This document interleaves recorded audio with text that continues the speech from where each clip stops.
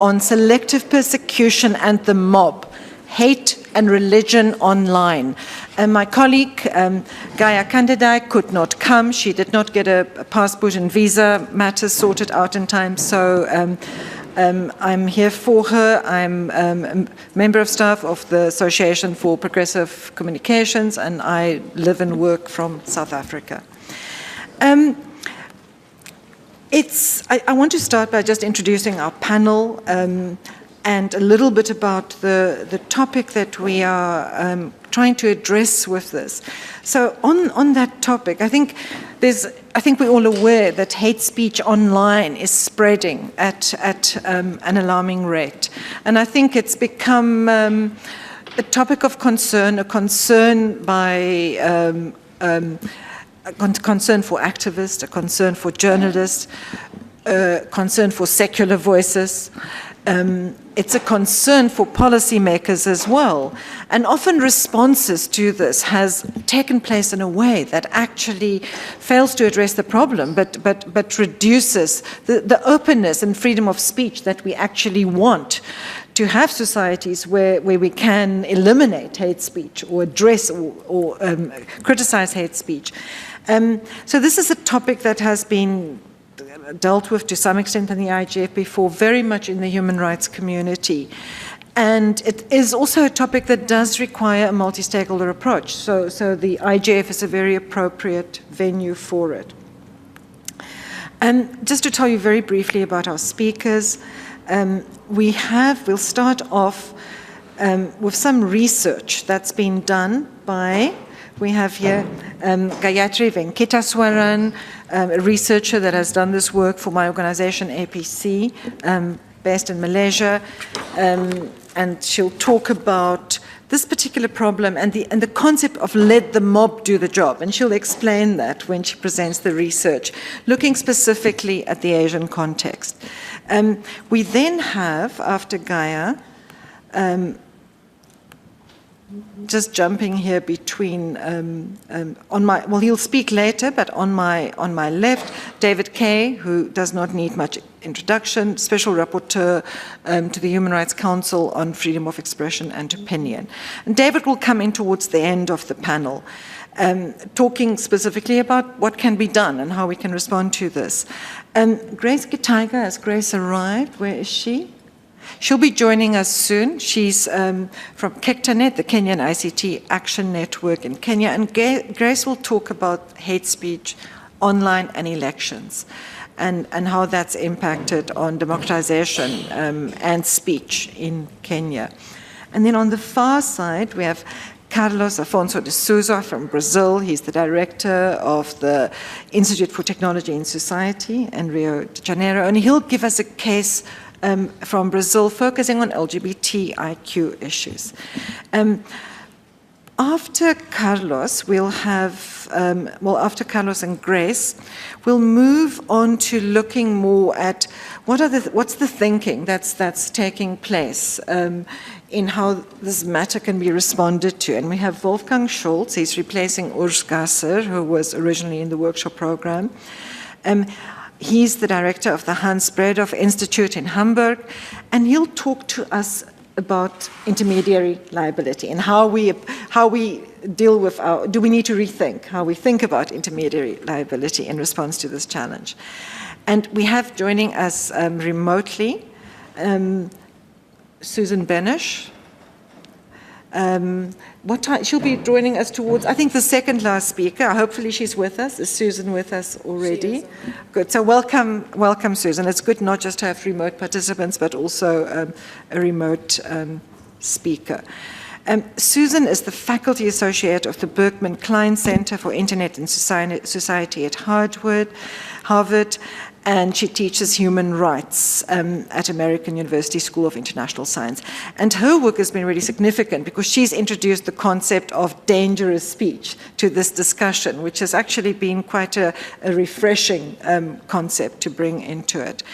And a note, when Susan does come on as our remote speaker, you have to put on your little earpiece in order to listen to her. And Chinmay, I didn't introduce you, did I? That's terrible oversight. No, I have to. Chinmay Arun will speak immediately after Gaia has presented the research. She will talk specifically about the Indian experience, and she will also talk about research that she's done. She's the assistant professor of law at the National Law University of Delhi, and they've done work on the regulation of hate speech in India, quite in-depth research, and she'll share some of the reflections that they've gained from that. So on that note, Gaia. Thank you, Anred. Good morning, everyone. I'm really pleased to be here as a way of sharing the report, but also to be on a panel with colleagues whose work has also been cited in the report, because I draw upon quite a lot of findings as well as recommendations from the experts. So very briefly, the report was carried out for APC, for a project that was looking at the issue of freedom of expression and digital rights in Asia, covering Malaysia, India, Pakistan, and for the purpose of this report, Bangladesh is also included. Now, the context for the report is that we are seeing growing levels of religious intolerance. We're also seeing this intolerance reflected, carried out in the online spaces, the levels of threats that have moved between online spaces as well as physical spaces. Asia, unfortunately, also hosts several quite devastating cases of individual bloggers, free thinkers, activists, human rights defenders, journalists who have become victims of attacks for their expression. So the purpose of the project was to look at how freedom of religion, freedom of expression has been severely attacked and is affected in these countries. I think generally we're looking at how religion and expression have been politicized.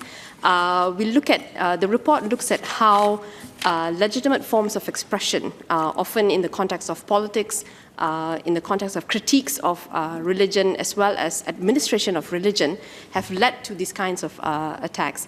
And the title of the report is "Let the Mob Do the Job." Now, in the course of the research, trying not to sort of make it a clickbait title, it's actually been demonstrated that in a number of these countries, we've seen how reactions against free speech, reactions against critical political and religious views have actually seen organized reactions where we've seen the use of trolls, we've seen the use of groups of people who are against these kinds of critical comments that are mobilized online, and some of these actions are then mobilized on the streets. In all the countries, we've seen how the reactions sometimes come immediately or sometimes even delayed reactions. We've noted how there have been agents of hatred, or the perpetrators are what we would call as somewhat of opinion leaders, or the use of the term agents of hatred used quite widely, have actually mobilized these kinds of reactions. So I'm not going to go too much into the report itself, but it actually looks at some of the legal framework where in the four countries actually share a tradition of a legal system, and we see actually similarities in terms of the laws. All the four countries don't have very specific laws in terms of blasphemy or hate speech, but draw upon what I would say things like offenses related to the religion that is situated within the penal codes of the four laws. The laws on the internet are very, very much used in order to curb speech. So there's a lot of content regulation in the internet laws. Laws on sedition are used quite frequently. Laws on national security, especially in the context of terrorism. So these are similarities that I've noted in the four countries where you've seen political elites, governments in power resort to the use of these laws in order to stifle expression, particularly where it's related to religion. So this is the general trend. And also, I think that what is also important in the study is that just to take a step back to say that there's been a sense of, as I said, growing intolerance, often facilitated by issues of nationalism, patriotism, or in some cases they call it hatredism, the use of these political sort of markers in order to stifle expression. There's also been a growing sense of non-state actors supported by the state institutions in order to also target groups that are seen, groups and individuals seen as being critical against the political elites as well as the dominant religious narratives.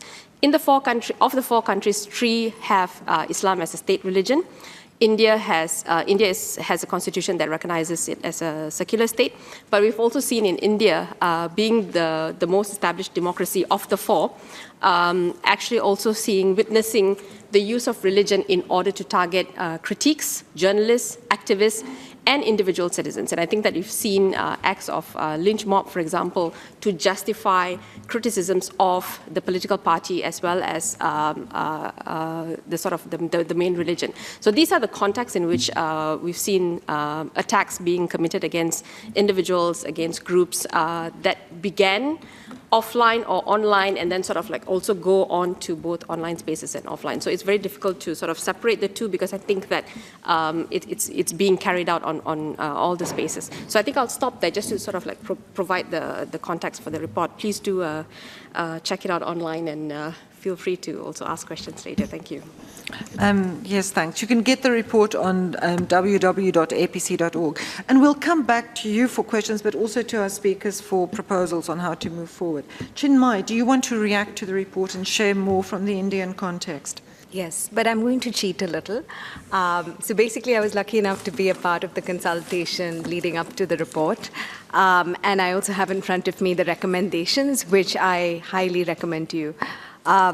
So I'm going to react to both of these things primarily. Firstly, Gaia, congratulations. At the consultation, there was a lot that was put out there, and people don't look at Gaia and say, I'm sure you'll find a way to handle it. But she had a few months to cover something that is contentious, that does not tie together easily. And I cannot begin to describe to you the amount of material that exists just in my country. So to cover that and others, it's quite a feat. I see that you found a great way to structure it. I hope that everyone plans to read and use this report. So I've been going through the recommendations, and I suppose I would add recommendations to this. As I understand it, APC plans to use this as an ongoing process to engage with hate speech in the Global South more broadly. I think that's really useful, specifically because if you track the institutions within the countries that you've studied, you'll find that they learn a lot from each other that's not very good. This is a part of the conversation that we were having with each other. So to give you an example, the Pakistani person at the consultation and I were discussing a constitutional flaw, which is the public order exception to freedom of expression, that first found its way into the Indian constitution, and the Pakistanis thought it was a great idea and put it in their constitution as well. So it's helpful to track these trends as they take place across the region, and you would be shocked at how few avenues we have to have these conversations. So I'm pleased that APC is creating them, and we would love to be helpful in whichever way we can.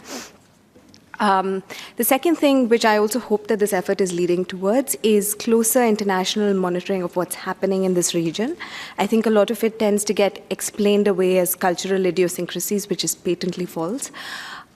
So if this is going to be a repetitive exercise, if we're going to work towards an index by which these countries have a sort of a clear, almost report card of their record on dealing with hate speech, both on the front of how it affects freedom of expression, but also in the ways in which it results in violence, I think that would be helpful.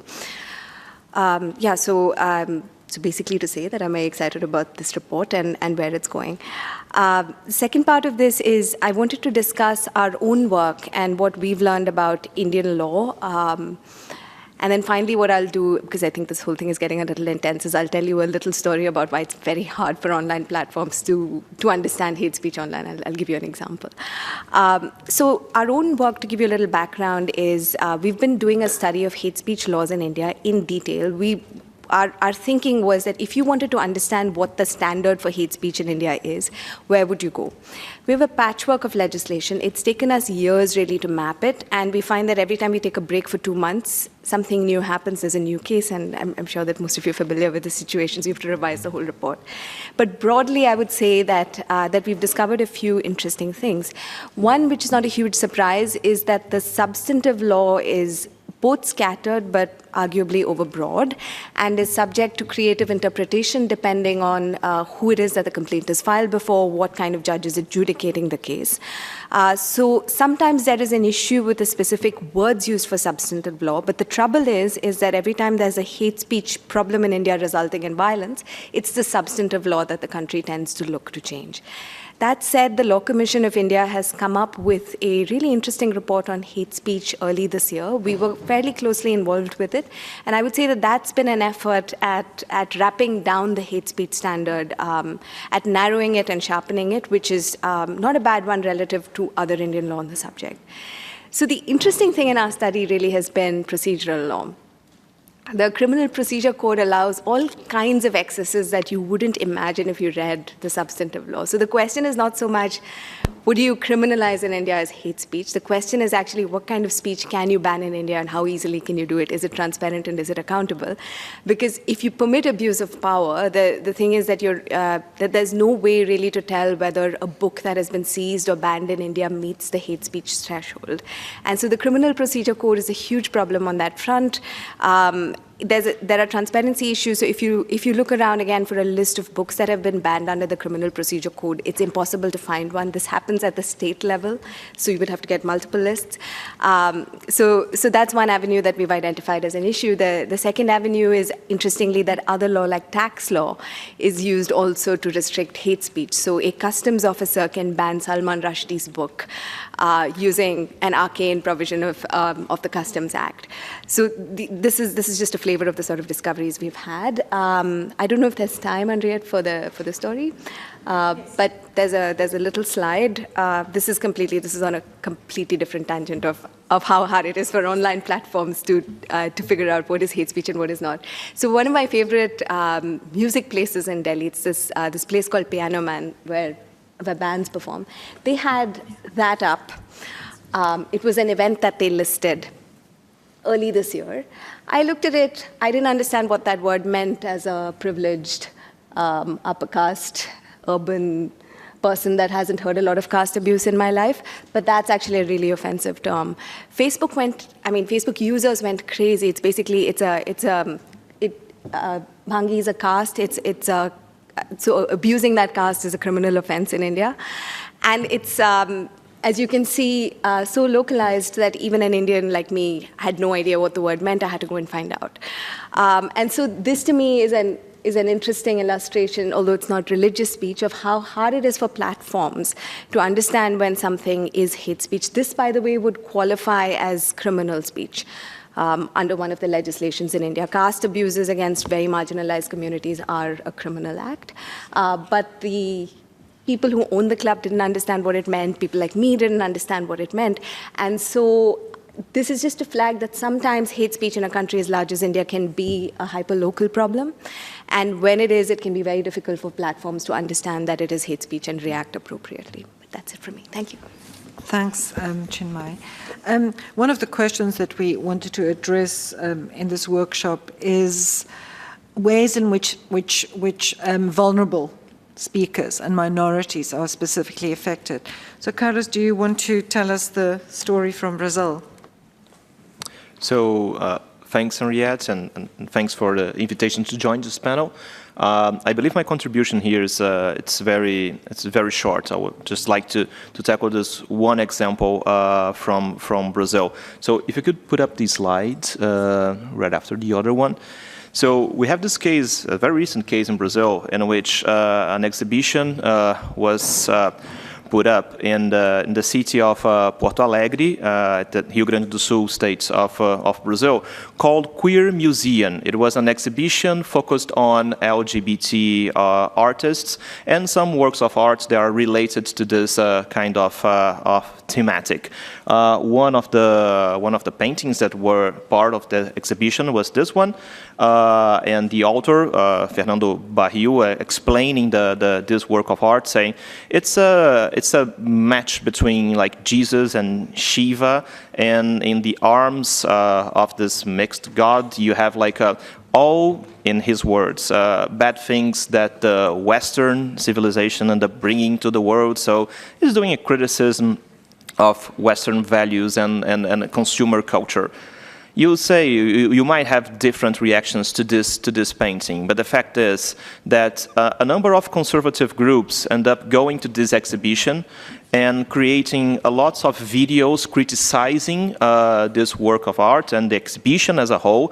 And by the end of the day, they managed to shut down the whole exhibition and creating a debate in Brazil about standards for works of art to be exhibited in public spaces and in the museums. As you can expect, suddenly we got a number of draft bills of law being discussed in the National Congress on religious intolerance, extremist discourse on the internet, and we even had a public hearing last month on this very same issue in the Chamber of Deputies, in the House of Representatives in Brazil. So this is really remarkable because Brazil likes to portray itself as a somewhat more, some will say a racial utopia, some other would say that it's a country in which being gentle and kind is something that comes without saying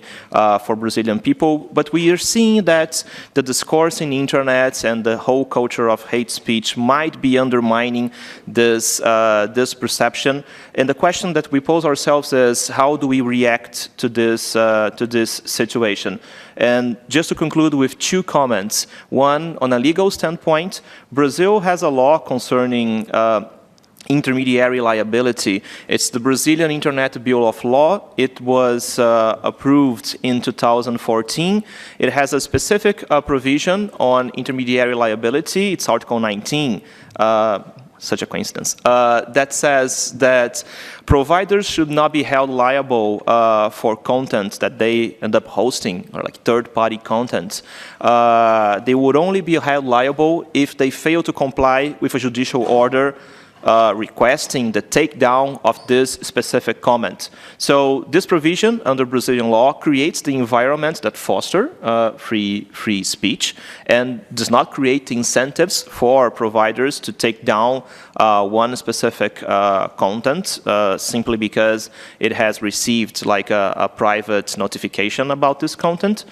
But, of course, this provision has been challenged, and situations like this one that I have just mentioned creates the environment for new bills of law that tries to change this provision of the Brazilian Internet Bill of Rights, creating either a notice and take down provision or creating incentives for platforms to control speech online. I would just conclude saying that hate speech together with fake news, now both of them are doing this tag team of fuzziness in terms of arguments that might lead to more content control. And specifically, turning to the Brazilian case, we have elections next year. So you can see how those two issues might interplay in creating the perfect scenario for congressmen to push forward for a change in the current legislation in Brazil, dealing with those two instruments. Sometimes it's fake news and misinformation, sometimes it's hate speech and extreme discourse online, and doing the both together as instruments to change our provision in the Brazilian Marcos, if you, in the Brazilian Internet Bill of Rights. Thank you. Thanks very much, Carlos. Grace.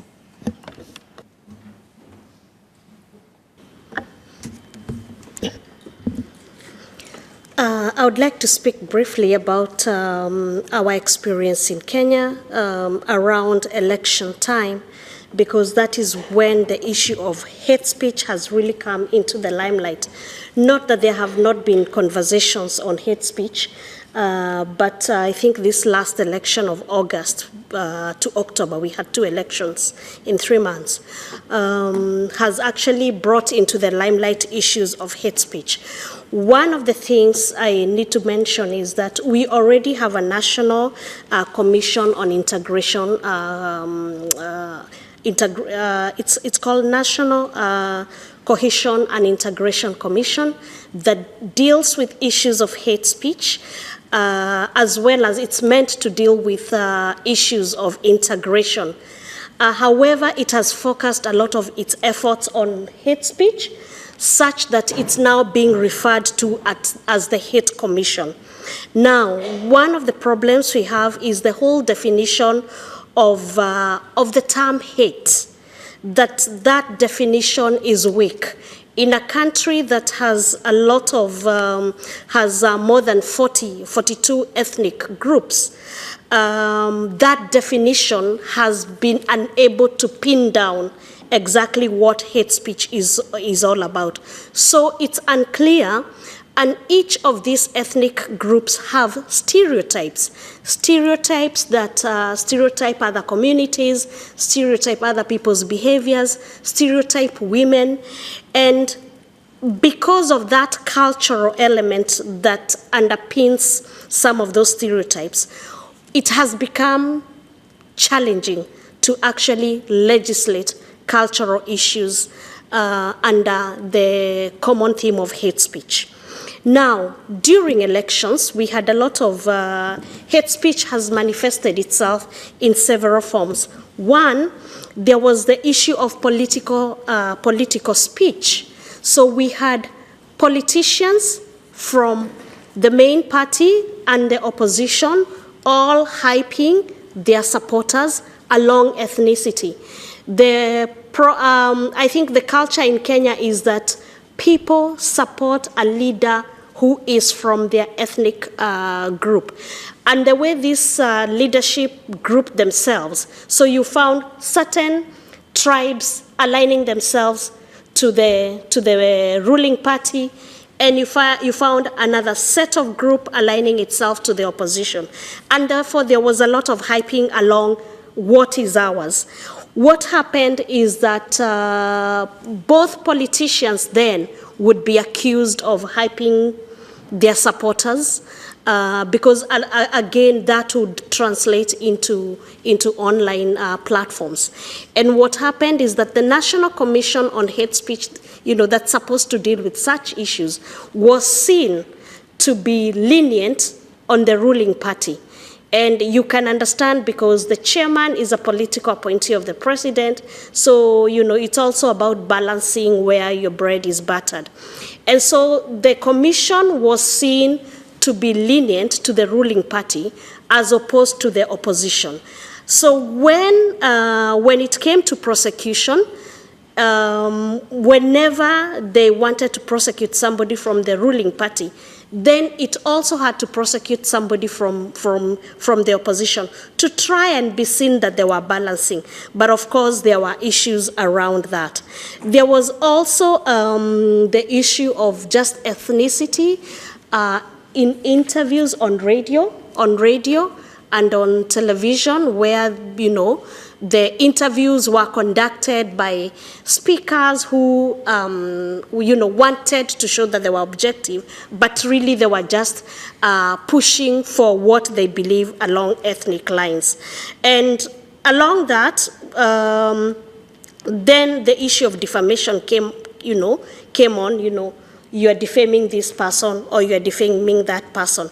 But really, we have not had a very succinct case of prosecution where people have been prosecuted along, on hate speech. Now, XII, the organization that I am associated with, did work with the National Commission on Hate Speech, and we produced a report around the elections.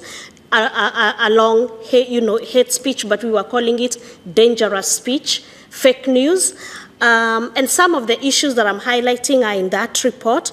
But what came out is also that there was a lot of correlation between fake news and dangerous speech, because fake news was being disseminated, but it also had a lot of ethnicity and hate undertones. And so there were all those challenges. I don't think I should, since I don't have a minute, but I could respond about Al-Shabaab and religion, yeah. Well, let's come back to that. I'm kind of trying to rush through the initial presentations because I think there'll be lots of questions about the specific examples and the specific impacts. So you'll have more time to respond to that. Wolfgang. Thanks so much for including me on this panel. We have heard already that when we talk about the hate speech, religious or non-religious hate speech issues, we very often actually talk about the role of intermediaries, and that's for a good reason. When we talk about online speech, then it is about the enormous amount of content, it's about the speed of dissemination, and the attribution is very often unclear. You do not really know who is the speaker and who to address. And so I think it's understandable at least that we all focus on intermediaries and their roles and responsibilities. And I just will give you two examples from Europe, and you can judge yourself whether you find them helpful or not. The first one is, you might have heard about that Germany has enacted a hate speech, fake news law. It's called the Network Enforcement Act. It will come into effect completely at the year 2018 in January. And what the government did here and the parliament was actually to say that we have a specific set of codes in the criminal law, and we take them and we require internet intermediaries, platforms as they are called in that law, to take down content that is obviously illegal, that is the term used in the law, in 24 hours, and the other illegal but not obviously illegal content in 6 days. And that at first glance, it seems to be a good idea to focus on the criminal code and do not try and define hate speech in a new law. But nevertheless, when you look at the German judiciary, it takes sometimes years to determine whether it is liable or not, for example, because to interpret speech is not an easy thing to do. And what you very often see is that the court in first instance takes another view than the supervising court in second instance in Germany. So what does it mean that it is obviously illegal or even illegal? So that's not really clear what the intermediaries should do there. And the second critique that is brought forward is that these tough time constraints set an incentive for platforms to take down content just when there is a request to take that down. We will see whether that's actually the case or not. David commented on that with a letter to the German federal government. What makes that, from the government's point of view, efficient instrument is that there are heavy fines and that there is a state agency supervising that, which has problems on its own because state interference is a thing that is not impossible, as critics say. There is one element in the law that most of the observers agree to, and that is that there is an obligation for platforms to have a local contact person there. I think that's something that is relevant to other countries as well, because I hear the complaint very often that you do not really know how to interact with the platforms. I had yesterday, after a panel, a talk with a representative of an initiative fighting against Islamophobic hate. And she said that they very often have the problem just to make clear that in a short time that there is a huge problem and to contact. That is very effective. Shows that Richard Allen, the head of Facebook Europe policy team, just today announced that next year there will be 1,200 people monitoring content in Germany. That is, if I calculated it correctly, 15% of the worldwide team doing that at Facebook in Germany. You can, on the one hand, say it was an effective move of the German government. On the other hand, there might be more severe cases of hate elsewhere in the world, and so whether this allocation of resources is a rational one or not is something to be discussed. Last point, I've had the pleasure of working with the Council of Europe the last 2 years, and we came up with a draft recommendation on roles and responsibilities of intermediaries. It's very much about clearness of the legal basis. It's about the human rights implications of policies of intermediaries and about adequate remedies. And I accepted to sit on the panel instead of Urs because I wanted to use it as an advertising break to show that we have this draft recommendation, and please feel free to download it and read it. Thanks so much. Thanks very much, Wolfgang. And now we have Susan Benesch, who's joining us remotely, and I'm convinced it will be seamless. Good morning. Can you hear me? Hello? Can you hear me? Susan, we can hear you. We have to have our earpieces on, so you're not in the speakers in the room, but all the participants can hear you if they put their little UN translation earpieces on. So go ahead. Okay. Well, first of all, thank you so much for inviting me to join this illustrious and very interesting panel. The other panelists have already said so many important things that I have only a bit to add. I'd like to just make 3 points. The first one is that as Carlos and Wolfgang and Chimay have all pointed out in various ways, law can be a useful but also sometimes not entirely adequate mechanism for regulating content online. Hate speech is a famously difficult term to define, as Grace has pointed out. It is a very widely used term. However, it appears in almost no national law, as I understand it, including the German law. It is confusingly and variously defined in Kenyan law, for example. And in the United States, as you may know, it is not only not illegal, it is protected speech under the Constitution. So we have within each body of national law very often confusion and, of course, enormous variation among national legal systems, which makes the situation especially difficult in view of the fact that most of the major platforms, such as Facebook, claim that they are using only one set of internal rules, of their own rules, to regulate, or rather to decide which content to take down throughout the world. So given examples such as the anecdote that Chimay told us, it's extremely difficult to apply single principles such as the platform's internal rules to all contexts around the world.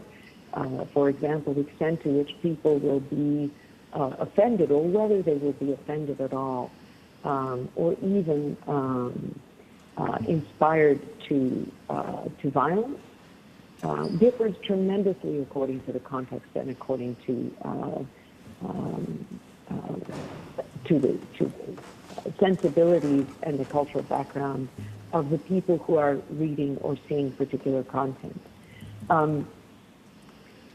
Given all of this, it's difficult, I would suggest, either in law or in platforms' internal rules, to define which content is, for example, offensive, which should be prohibited according to the substance of that content. So the second point I'd like to make is to suggest that it is perhaps more useful to define the types of harm that internet platforms, legislators, or for that matter, civil society, internet users, are trying to prevent. I've made one attempt at this with my concept of dangerous speech, which is an effort to define content according to the harm that it may inspire or bring about, in this case violence, usually intergroup violence. However, there are various other sorts of harm, such as, for example, individual threats that are sometimes terrifying to people, or silencing people by means of threatening them. So agreeing instead on the sorts of harm that any form of regulation or governance is attempting to prevent can be a useful alternative. And then finally, the third point, speaking of governance, there has been in many countries a rush to legislate it. As Carlos pointed out, often it is there are two factors that tend to propel legislation. One is alarm about a particular type of content. That's a push factor, if you like, toward legislation in many countries. Also in the United States, there is pending legislation pushed in particular by concern about terrorist content, but also other forms. And then a sort of pull factor that Carlos has mentioned and that has been relevant in a number of countries is elections. I say pull because often legislation seems to be pulled by forthcoming elections. There's another alternative, though, that hasn't been discussed and that I would strongly suggest we put at least on the table, and that is some type of systematic, rigorous oversight or discussion with Internet platforms regarding the decisions that they are making to take down or not take down particular content. We, as outsiders outside the platforms, do not know what sort of content they are in fact taking down and what they are not in any robust or systematic way. It would be enormously useful to set up some kind of mechanism for that. First of all, to make sure that such decisions are being made indeed in a systematic way, and also to adjust them to the local context in ways that are more planned and more perhaps wise in terms of distribution of resources than suddenly assigning more than 1,000 Facebook reviewers to Germany, as Wolfgang has pointed out. I'll leave it there. Thank you so much. Thanks very much, Susan. And apologies to anyone who was relying on the transcript, the captioning, remote participants, apologies to you. Susan, everyone in the room could hear you, but the sound was fading in and out, so the captioning stopped for a little while. But everyone in the room could hear you clearly, so thanks very much for that. David, over to you. Great. So this is a fantastic set of presentations, and so I'm not going to do justice to capturing them, and I don't think that's my remit anyway. So I just want to make maybe 3 points, and then turn it back over to Henriette and open it up to a discussion.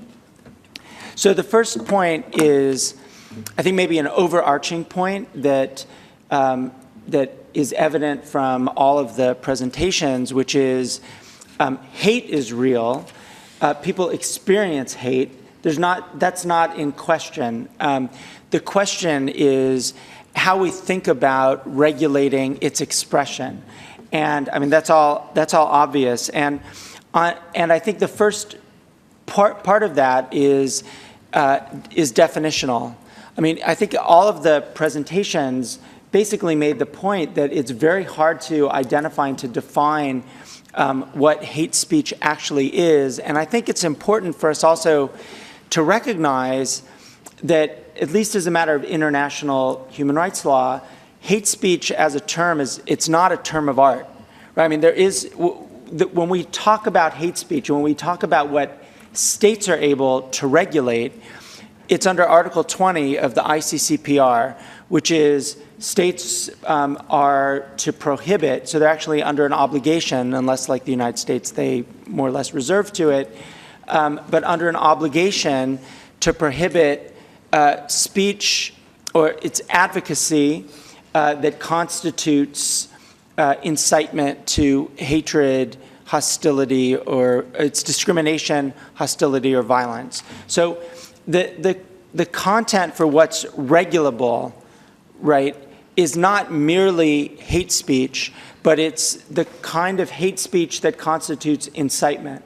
And so I think one fundamental question for the platforms and for us, and I think it's not an easy question, because there may be differences with online hatred, online expression of hate that may vary from offline expression. But the question is, should that incitement standard, which is the standard for governments as a matter of human rights law, be the standard that the platforms should be adopting? I'm not going to answer that, but I think it's an important question for people to be thinking through. A second part of this, and this comes through in Gaia's report for APC, and I think this is important, is that when, particularly when we're getting to the stage of hateful expression online, that law enforcement not monitor it, but deal with actual instances that constitute harassment, that may constitute threats, imminent threats of violence, that law enforcement not treat online space as some kind of jurisdictional free zone, and so allow threats, like real threats, to flourish. And so at least as a kind of baseline issue, I think it's important for those threats, and again, this is in Gaia's report, it's important for law enforcement to treat those threats as real. And one possibility might be that that law enforcement's selective approach to real threats may actually foster hateful content, but also foster the sense that many people have that hate is rampant and certainly online, and that it leads to harms offline. So I think I think it's important for law enforcement to take those kinds of steps. And then the last set of points I would just make around the private sector. It's very easy to throw around transparency as a response to this. It's real. Susan made this point, and I'm glad she did, that we just know very little about what kind of content is being taken down. What I would like to see, I'd like to see more than just transparency about rules. I'd like to see transparency about application of the rules. So my sense, and in talking to some of the companies, or at least one of the companies, is that companies, they're sort of developing their own version of case law. It may not look like the case reporters that we're all used to. I mean, if you went to law school and actually practice law today and go and actually look at cases, but they certainly collect the instances of content that they're taking down. They certainly use it for the training of their kind of growing legions of content moderators. And I think that kind of, even if we got rid of some of the, the privacy implications, and so got more hypotheticals, if we at least had more of a sense of the kinds of cases, the kinds of content that the platforms are dealing with, then we'd at least have, I think, a conversation with the platforms and with governments that is is about a fuller sense of information so that we're all operating at the same level of, like, this is the actual content that we're talking about. And so I'd like us to move beyond just transparency of rules and to move toward transparency of application of the rules, and not just for purposes of some vague sense of transparency, but so that the conversation can be, this is what's being taken down, this is what's staying up, this is what we're evaluating, and we're actually deciding doesn't need to be taken down. And I don't know if we have a very clear sense of how that's operating. I don't, maybe some people in the room might have that sense. And then the last point around platforms is consistency of application, because it does seem, and pick your platform, it does seem that certain kinds of cases get noticed, and then the content is taken down, and other content stays up, and it's not really clear why, but it's also seems pretty evident that there's not real consistency in terms of the applications of the rules. So those are just some of my reactions to the presentations that were made. I mean, I think they were all very rich and probably sparked some conversation that we could start. Thanks very much. So opening it to the panelists to ask one another questions, but also to the room to ask any questions. I see a hand over there at the back, and we'll take 3 or 4 at a time. We'll start from that side and move ahead. So go ahead and just introduce yourself and be brief, please. My name is Juliano, and I work at NIC.br in Brazil. Well, I'd like to make a point on the first question. Hate speech is related to the idea of recognition, the social recognition. Recognition is a fundamental concept of society. It's related to how people are regarded as individuals. Hate speech attacks dignity, and doing so attacks recognition. An important part of the political debate is happening in social network platforms. The dynamic of interaction in those platforms are, in some degree, organized by big data and algorithms. One of the phenomena that have been identified in social network platforms are the filter bubbles. The dynamics are, those dynamics inside filter bubbles are creating a phenomenon of strengthening convictions, political convictions, religious convictions. Instead of putting us in contact to diversity as internet at first, we believe that it would do so. It's possible that those platforms are creating an environment where the recognition of the differences of diversity is being threatened. Well, we should pay attention on this phenomena because the influence of social networks on the public sphere is increasing. And as we know, the public sphere sets the basis for the origin and the exercise of political power. Then I would like someone to make a comment on the idea that we should pay attention to algorithms and big data and how this is creating social dynamics that are not expected by, by society and by those companies who set those kind of technologies to work on their platforms. Thanks for that. Over here.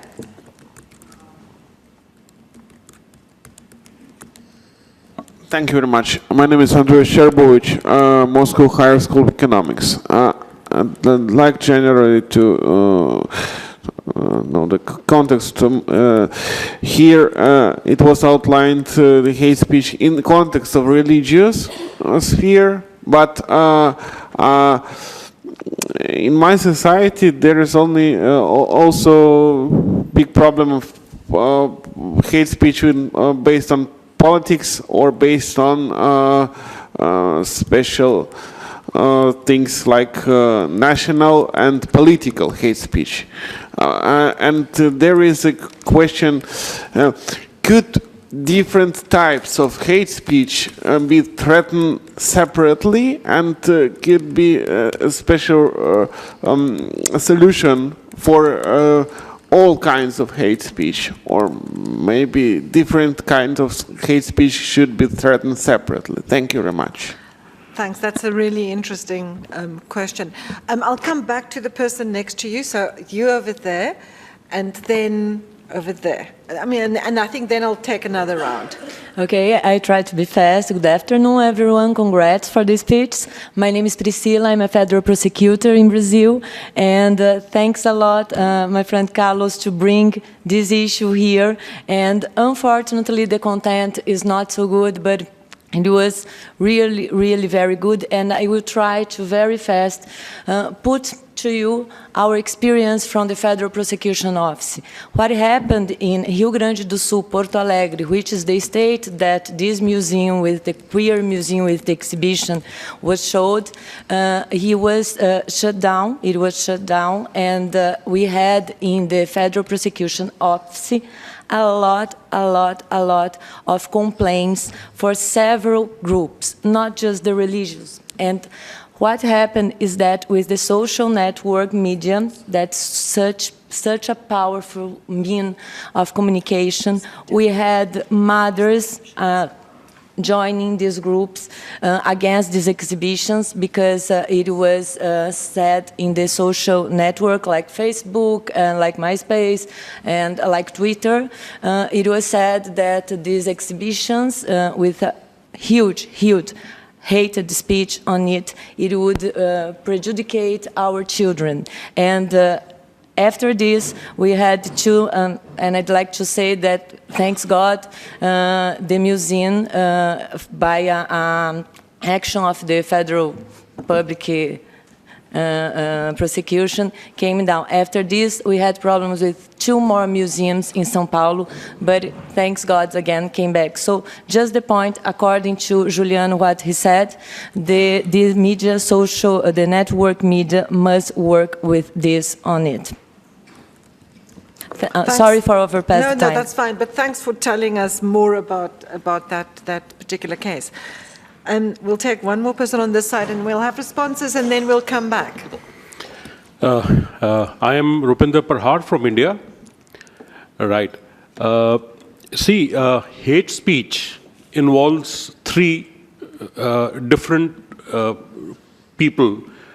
Number 1, the parliament of a country, which decides on what is the definition of a hate speech, right? So that is going to be based on the local customs, laws, culture, or whatever.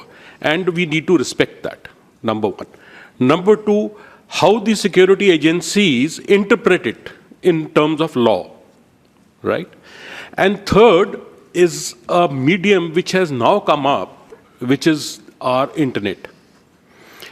Internet, like she said, is a very powerful media, which in matter of seconds or minutes can inflame passions beyond a particular control. There is no 2 ways about it. I have seen it happening live. And it can be very destructive.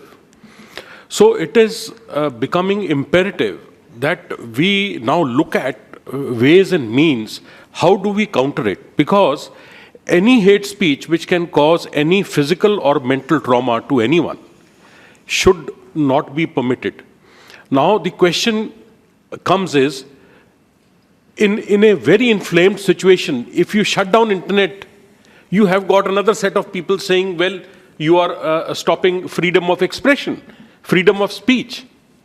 So it is a dilemma which needs further more discussion so that we can arrive at some kind of solutions to it. Thank you. Thanks a lot. So I think that's quite a bit to respond to the panel. I want to add one question because it picks up particularly on some of the presentations. And the idea about conversations with platforms. David, you mentioned it. Susan also mentioned it. Do you think that should be approached as it is at the moment, with generally a platform-by-platform conversation where a particular interest group, for example, encountering gender-based violence online, there's been conversations with Facebook and then separate conversations with Twitter and so on. Do you think we need to have a common platform for conversations with multiple platforms? So are we looking for a mechanism where we can begin to deal with them all together, or do you think this method of having it's almost a multilateral versus a bilateral approach works best? But there are lots of other questions to respond to. No one asked for speakers to respond specifically. So who would like to start? Kaya, yeah. I think I'll take on two questions. The last question, the last question from the right, and also in the context of political hate speech. I think, at least if I see from the research that we've done, the conflation of the speech, right, whether it's political, religious, the use of religion to try and also shoot down political content. So I think that we've seen that conflation of the various levels of speech, which is problematic.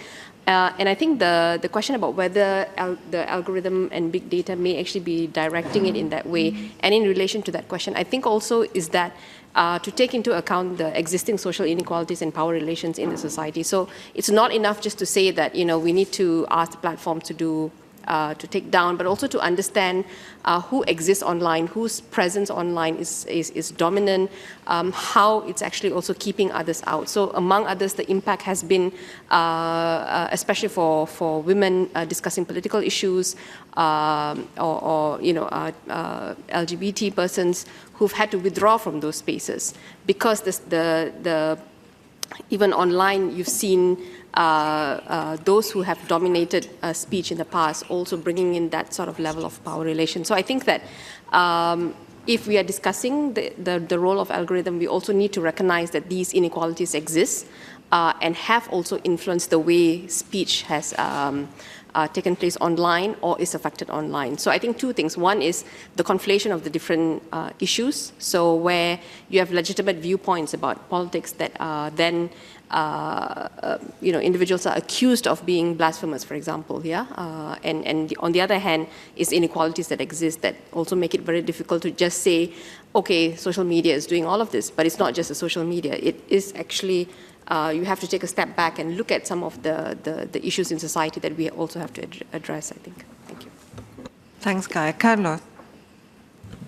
Very, very quickly, it's just to say that I have to be in a panel in 2 minutes, so I gotta go. But for those of you who want to get more information on the cases that me and Priscilla has mentioned, there is if you follow the Twitter handle IGF 2017 for this session, there is a link to a Global Voices article on this subject, so that might be useful for those who want to get more information. So I'm sorry that I have to leave sooner, but I'll be available for us to continue this conversation. So thank you. Thanks very much for that, Carlos. Wolfgang, you want to respond?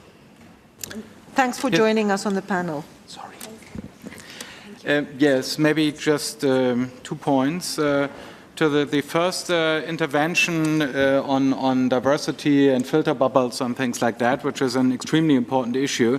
And since Carlos had to leave, I may speak for the research centers that have joined in the network of Internet and Society research centers. And we specifically put inclusion, and that has diversity dimensions as well, and artificial intelligence, and to some extent automated decision-making in general, in the focus for the next 2 years. And there is a lot of research going on that right now. You can't really follow it. There are so many interesting things happening, so that I think that is addressed. I think it's important that it is addressed in a very specific and granular way, because the concept of filter bubbles, for example, is very appealing because it is possible, but that does not mean that it empirically exists. And the studies I know is that in some cases you can't really show that. In others, for some right-wing movements, for example, there are studies that show that they very well exist. And so I think it's extremely important to do that. And as regards the specifics of political hate speech, I think the motivation why you utter this speech is one element, but I agree with Susan that the more important things are what kind of harm is caused potentially, how severe is the harm that is at risk, how imminent is the danger, and things like that. I think that's more important for the concept of combating dangerous speech than the motivation. But isn't that how do you define that harm? I think is that also challenging.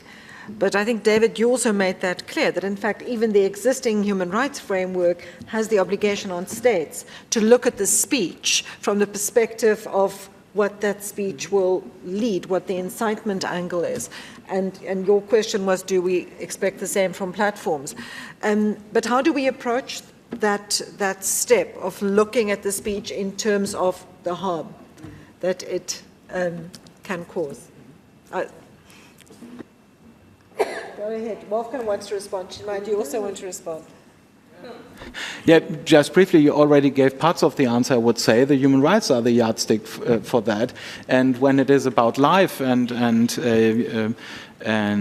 physical harm or things like that, then you have very, very solid criteria to do that, and that is, in terms of human rights at least, more important than the public order as such, if that is not in consequence something that protects specific harm. So I think we have a taxonomy there. It's not exhaustive, but it's not that we are on completely unsolid ground here. Chinmay, you want to react, and Grace, and then we'll have Chinmay, and then Grace will respond, and then we'll go back to the room. I'm really pleased that Wolfgang took that when you put a tough question out, and we've been arguing about this the whole year. I mean, I think that one thing to learn from the slide that I put up is that I've come across these last 2 years to stop thinking of harm as physical harm and start thinking about harm as ongoing oppression and other kinds of violence that aren't necessarily physical, but sometimes lead there. And so for me, this question of marginalized groups versus powerful groups that you highlighted, it's really important. And we have interesting legislative formulations in India that I'll be happy to discuss offline later. Just to endorse what Wolfgang was saying about the Network of Centers research, we're actually wrapping up our hate speech project and then going into algorithms, AI, big data, and how this how this plays into the regulation of harmful speech specifically. But I also happen to have run into this really interesting paper by an Italian PhD student last week, which I'll be happy to share with you after this session if you're interested in reading it. It's called Serendipity on social media platforms. Grace. I would look at the issue of platforms as one of challenges that we must continue confronting. And David, you have to think about it because it's a completely new challenge for those of us in our region, and especially some of the things that we saw during elections. First, I think because the fact that they are instantaneous, the fact that there's lack of gatekeeping on what anyone can post on social platforms, the fact that they provide extreme freedom of expression, then we need to start learning or dealing with the issue of the fact that there are also limits to freedom of expression, and that also human rights also have a limit, especially when you start trampling on other people's. In 2000 and in 2013, when Kenya had the first election under a new constitution, Facebook was the platform to engage, and most citizens engaged on Facebook. Then there were issues of, the surveillance now that, you can be tracked what you're saying. And in 2017, everybody moved to WhatsApp. So there are multiple hundreds of groupings on WhatsApp. And what have we seen? You can actually tell that some people get stressed out by the communications because you keep seeing people, we say it lefting, so-and-so has left, so-and-so has left, after some very heated debate. And then you find within one grouping, there are subgroups that feel, okay, this group is not allowing us to express ourselves, so let's form another WhatsApp group. And I think because of the nature and dynamism of of technology and social platforms and what is serving certain people and what they feel free to engage on. I think it's something that we must also start confronting. And a really good example of how thinking that the solution lies with regulating at the platform level is not necessarily going to work. Yeah, I must say, Henriette, that these conversations must be held with the people. Yeah. Because those solutions of how to deal with these conversations are with the people. There were platforms in Kenya that people would say, no, now can you control what it is that you're posting on this platform? We have rules on this platform, and these are our own rules. So please do not go against them, because we will, the administrator will be told to, to actually remove you from the group. I think it's a conversation that all of us must have. Susan also wanted to respond to this, so put on your earpieces again. So that you don't have to put your earpieces on and off too often, I'll just quickly respond to 3.20. To also endorse Wolfgang's point that we had something of a beginning taxonomy of harm, although I think it needs building out more. And it does make much more sense, particularly regarding online content, to focus on harm, on the outcome, than on intent or mens rea, since particularly online it is even more difficult than in normal offline criminal law to figure out what it is that someone had in mind when posting particular content, since often we don't have any access even to the person who is posting content, not to mention to that person's mind. So it is useful and important to shift away from the motivation of the person who's producing the content and move instead to the effect on the people who are reading or hearing it, in order to properly guess at the effect that content will have in the world, though, and to guess at what sort of harm it may produce. As Chimai's anecdote and many of the other comments have illustrated, you've got to have local knowledge. You've absolutely got to have local knowledge. So platforms have begun to make some efforts to get better in touch with civil society around the world, but that really must be more extensive and more systematic, which brings me to a second point, that is in response to your question, Henriette, whether we, and I guess you mean generally civil society, should engage with the platforms as a group, that is to say with all of the platforms together. I would suggest something different, which is that members of civil societies from various parts of the world and different stakeholders, even from within the civil society of a particular country, ought to engage with a given platform as a group themselves. What happens now is that individual people or organizations tend to contact platforms separately, which produces something of a blizzard of comments and suggestions arriving in the inboxes and the brains of platform staff. So then and of course, legislators are also producing something of a blizzard around the world to which the platforms are responding in a disjointed, ad hoc manner. It would be much better if governments, by means of legislation and also by means of civil society discussion with platforms, were more collective and more systematic. And then that brings me to the third point I wanted to make, which is to wholeheartedly endorse David's point that the platforms are building up a de facto body of case law, interpreting both national law and their own internal rules, their terms of service, which to continue this metaphor, one could compare to constitutions. They are, like constitutions, relatively vague, and they take on practical application and meaning as the platforms make individual decisions to take down content or not. So when there is some sort of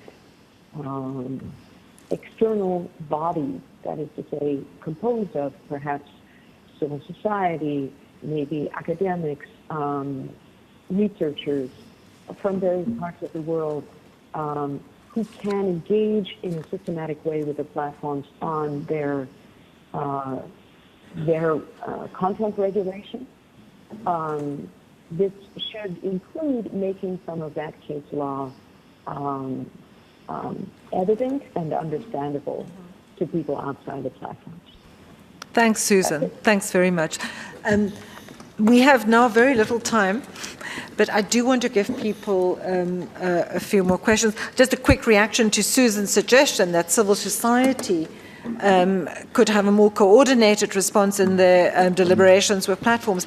That is not a trivial exercise. My organization works both on combating gender-based violence, expression online, as well as promoting freedom of expression, and even developing at an integrated, synthesized position with those two groups of activists is very difficult.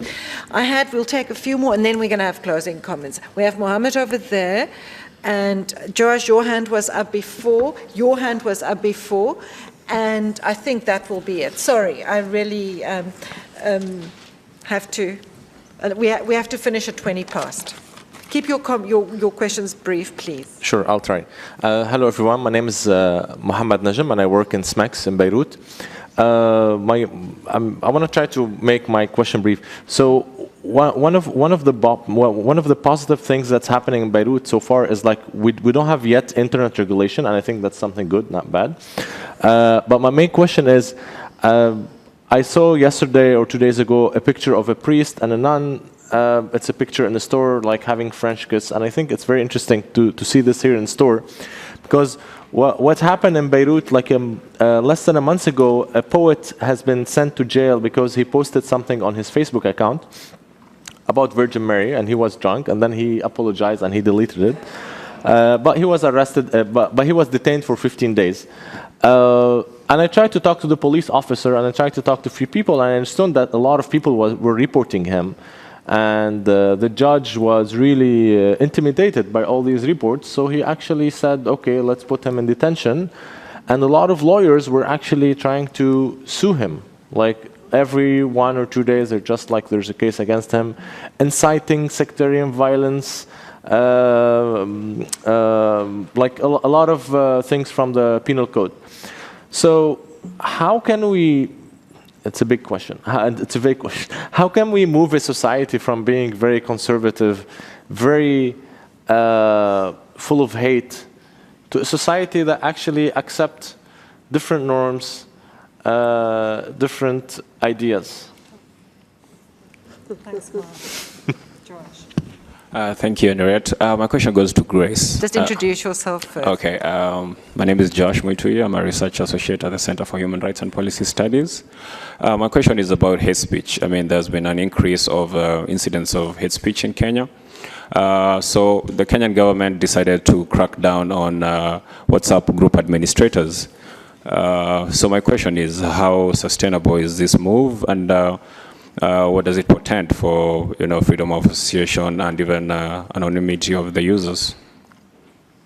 Thank you. And over there.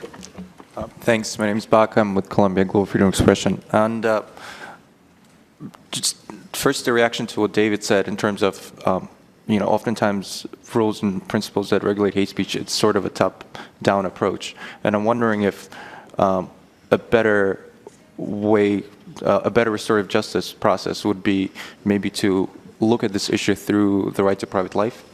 And this is not my idea. I'm just thinking of last year, the European Court of Human Rights had a case, RB versus Hungary, where a Roma woman had threats and hate speech aimed at her during a protest, and then she pursued the case, and the government of Hungary didn't do anything, and so she brought the case to the European Court.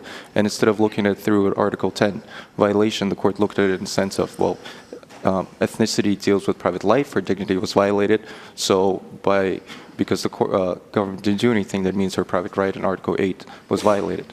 So I'm just wondering if maybe this is a better way to do it, because oftentimes when we do this top-down thing, government could abuse things, and at the end of the day, we're dealing with victims. And yeah.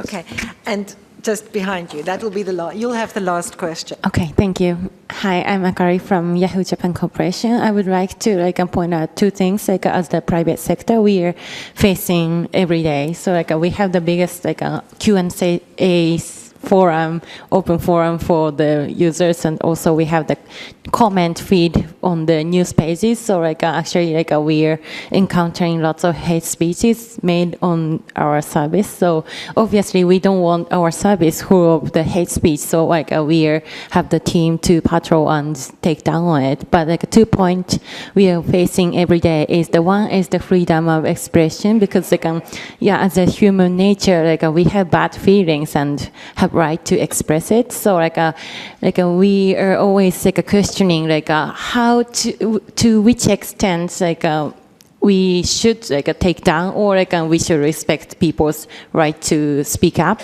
And the second one is hate speech. Really the definition really depends on the context. If I say, sorry for the bad example, but hey, I was raped by, let's say, a Muslim, I hate them. Is it the hate speech, or is it kind of a personal expression of anger? So the definition is very hard for us to take. So we can, we respect the David's point, the transparency of the regulation and the rules, but sometimes it's very difficult to just express in one sentence that is why it was taken down or not. So the application is not easy.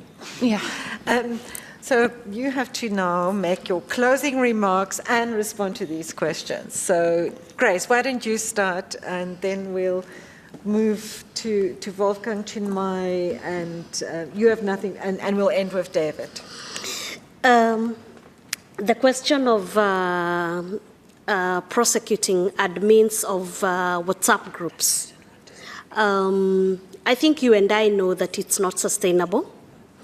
When Kenyans were threatened by the chair of the National Cohesion and Integration Commission that he was going to start arresting administrators of WhatsApp groups, because of the nature of content that was being expressed there, a lot of Kenyans actually laughed about it, because one of the things, I think it demonstrated a lack of understanding of how certain platforms work or how certain technologies work.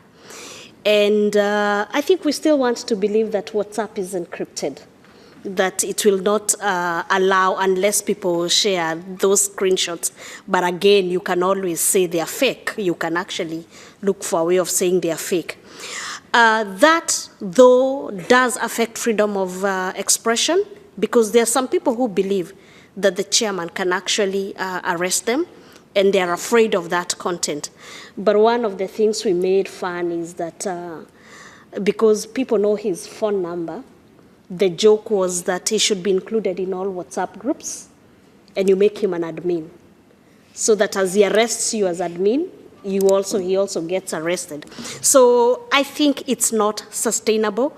And again, like I said, I have no hard and fast answer to that, but I think it's something that requires a very honest conversation. And to say, again, like David said, it's forming, because we are starting to see people being told they will be arrested because of what they are saying on WhatsApp. It's starting to form case law. And I think very soon there's going to be very interesting to look at how such cases can be prosecuted. Okay, Wolfgang. And please don't forget Mohammed's big question about how we build more tolerance in our societies. I hoped you wouldn't remind us. I do not really have an answer. My first would have been looking at your case, that it again highlights how important the well-educated and independent legal system is, because otherwise the risk when you have to deal with religious issues, it's all about symbolics, and then symbolic judgments are very likely to occur. And to have a system where it's the degree of individual guilt and not some demands of the population or parts of the population is important, but that's not an answer, because to create that you need a specific culture and society as well. So it's an hen and egg thing where I can only view to this one egg element here. The second one, the notion of the European Court of Human Rights, I think they have a lot of interesting judgments lately, extremely interesting to what we are discussing here right now, especially these positive obligations under Article 8. On the other hand, my fear is, but it's a little legal technical thing, that privacy and data protection becomes a kind of superhuman right under which everything is subsumed, and that is maybe not the best solution for the thing. Last element, I advertised the Council of Europe. Now I have another hat, and that is the UNESCO hat. And what I would like to suggest is that picking one of the recommendations from the APC report, where you say that the rapid plan of action, there should be a monitoring there and indicators to make that a more tough instrument. And I would like to draw your attention to is, if it is not in your sphere of observation already, that UNESCO at this point has an stakeholder invited for indicators for freedom of the internet, and it's until March, I think. And if we could link those instruments, I think that would be great, not to have too many things in parallel, but a more coherent thing. And when I can help there, I will do that definitely. Thank you. I can tell you how not to build intolerance. Examples are rewriting of history textbooks, calling Islamic rulers monuments, alien invasion. That's the kind of thing that does build hate. You can usually see it when it's happening around you. What would you go after in terms of hate speech online? I mean, just off the top of my head, I think that I would focus on systematic hate as opposed to one-off incidents. Yeah, that in terms of tackling hate. And the final is that I don't think that freedom of expression norms should ever be stepped away from when we're working out ways to regulate hate speech. Maybe what's helpful is rethinking the composition of institutions, because a lot of the problems seem to arise in how law is implemented, and maybe the issue lies in the fact that it's the hate speakers and their groups that are implementing the law. So maybe that's where we could focus some of our energies. Thanks, Chinmay. David. So first, Mohammed's question, how to change societies. That's how you put it. How do we change our societies? Which I feel like you're trolling us or something. But I think that, just a couple of thoughts on that, which are not really freedom of expression per se. But I think one is the kind of work that you're doing and that others actually on this panel are doing, which is a combination of research and advocacy is really important, because the kind of work that you're doing is rigorous and feeds back into actually making change. And I think that's critical, and it's evidence-based, and that's really important. And I don't think you should minimize the role that you play. And related to that, on the advocacy side, is I think the only way to really change society, if that's obviously that's too much to chew, is to win elections, to actually put yourself out there, to make those kinds of changes yourself, rather than always being in the position of a kind of a lobbyist or a supplicant, for government to make the change for you. So.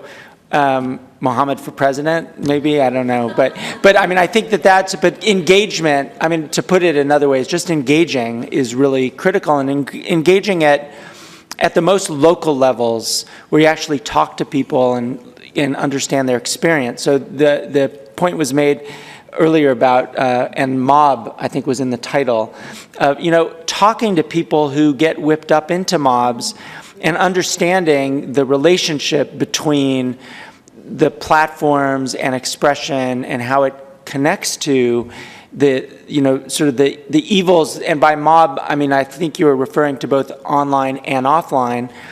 I think we need to understand that connection better, certainly before it's regulated, and certainly before we get to the place of shutting down networks in order to deal with those things. And then the very last thing I'll say, I'm sure we're over time, is I do think that sort of the bilateral approach, so going company by company, is relatively, I mean, I think we need to broaden that out. And I think there needs to be approaches, although this is very hard and I think companies will push back, but certainly in an environment where regulation is coming, I think it's important for the companies to be thinking more about how they can think generally in a context where we've already got more in the US and European context, things like GNI.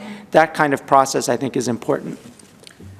I agree with that, so I'm glad. And I think that also helps respond to your question about helping the platforms deal with applying these quite difficult decisions that they have to make. So we have to end, I'm afraid. I know this is not a very satisfactory discussion because it's such a deep issue. And as David said, hate Israel. We talked about talking with platforms. I think we haven't talked enough about talking with governments. Because there's a whole dimension there, both in terms of partnering with governments, but also confronting the fact that sometimes governments abuse and manipulate hate speech. So, but we do need to engage with them. So thanks very much, everyone, for coming. Maybe we need a best practice forum in the IGF on this topic, and so that we can deal with it comprehensively over a longer period of time. Thanks, everyone.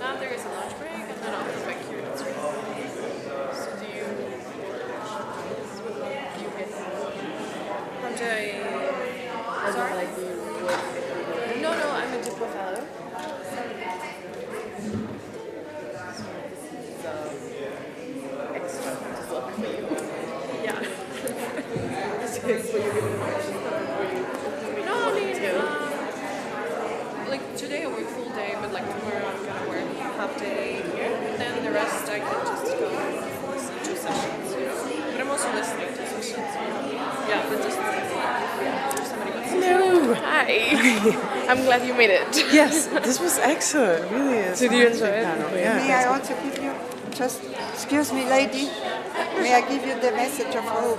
This is my statement, because racism is completely absurd. It's all conditioning. We have to let it go. The young people, they go ahead. Yeah. That's good, huh? Thank you. Thank you. Take the opportunity to give you this card that I did not have yesterday. Thank you. Let me just get mine.